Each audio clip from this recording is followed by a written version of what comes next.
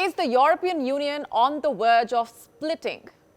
Is Europe slowly becoming divided over the Ukraine war?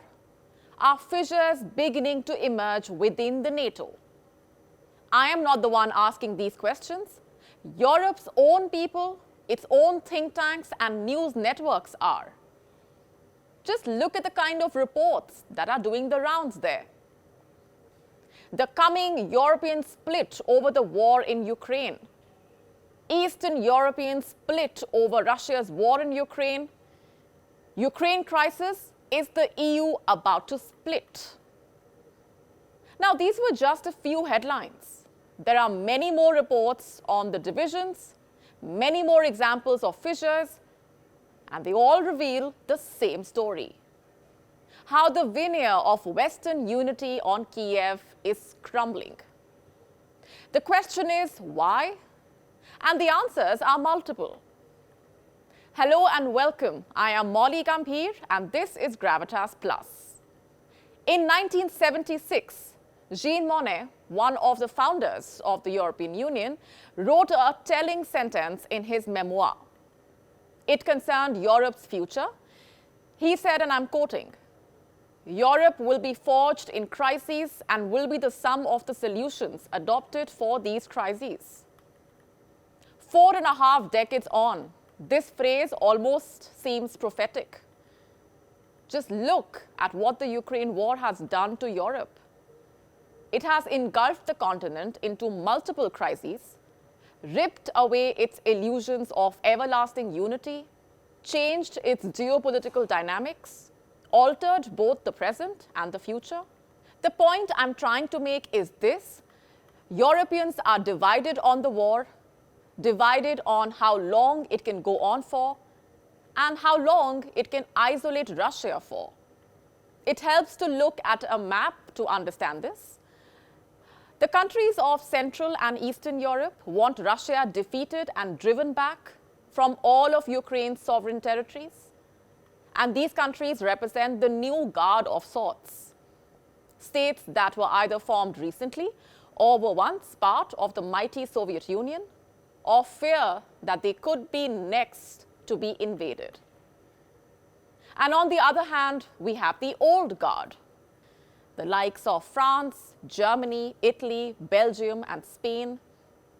They support Ukraine in this conflict, but are too anxious about the continuing costs. They don't expect Ukraine to take back Crimea. They see the inevitability of a negotiated solution. They also see Russia as a neighbor whose insecurities must be assuaged, whose fears must be alleviated. So there are two unofficial but clear blocks: the new guard and the old guard.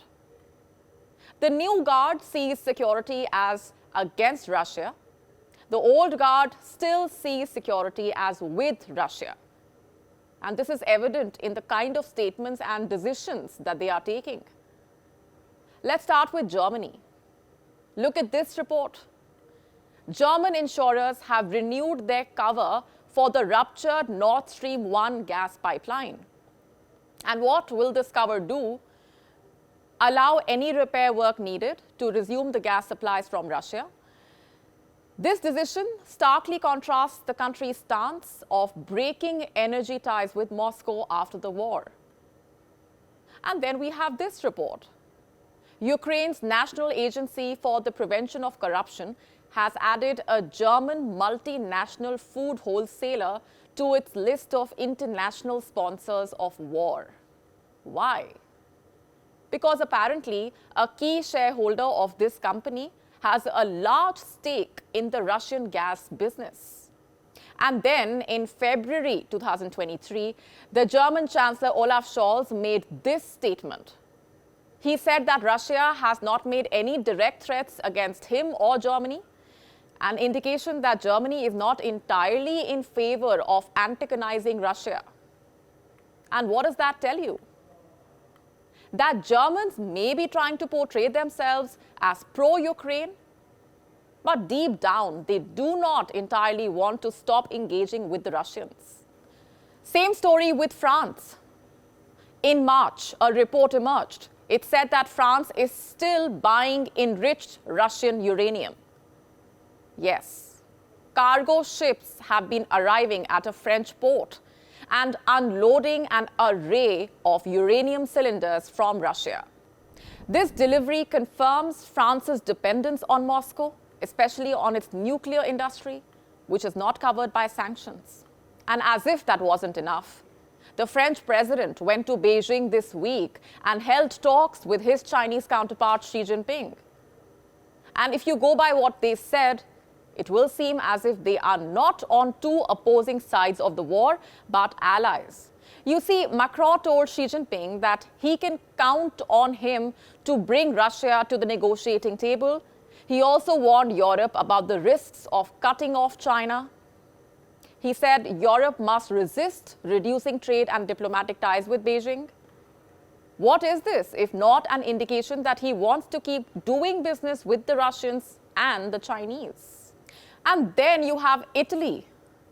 For months now, reports have been calling Italy the Achilles heel in Europe's united response to Russia. Why is that? Because of the new Italian coalition that is in power now.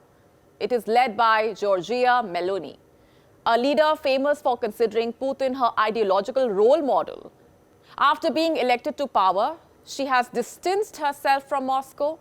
She has chosen caution over confrontation. But there are fears that she too might push for reinstating ties with Moscow. And then you have Belgium, another country that still wants to do business with Russia. Look at this report. Belgium's trade in Russian diamonds continues despite moral pressure. In June 2022, it imported Russian diamonds worth 35.9 million euros. And then you have Spain. Reports say Spain is still issuing golden visas to Russians, despite claiming that they are banned from applying. Last year, Spain had decided to stop issuing golden visas and residence permits to Russian nationals, but this decision was not completely followed by the Spanish authorities. Forget visas. Scores of Russian citizens have been given investor permits in Spain. It doesn't even end there. You have this report.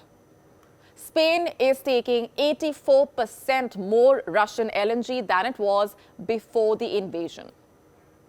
That's right. It has become one of the top buyers of Russian LNG in 2023. France and Belgium taking the second and the third place. So let's just go back to the map. France is doing business with Russia. Germany is doing business with Russia. Spain is doing business with Russia. Belgium is doing business with Russia. And Italy too is uncertain about how long the sanctions can persist for. These are 5 of Europe's biggest economies that I'm talking about. And if they cannot seem to end their reliance on Moscow, how will the rest of Europe? So my point is simple. Europe's biggest and strongest countries are placing their individual agendas, their individual economic interests, above the larger agenda of the European Union, above the larger cause of siding with the Ukrainians. And this just shows that the core of this crisis is economic rather than political. That it's about money, not just morality. And when it comes to money, Europe does not want to lose out. So for how long will this fragile unity hold? For how long can Europeans keep supporting Ukraine?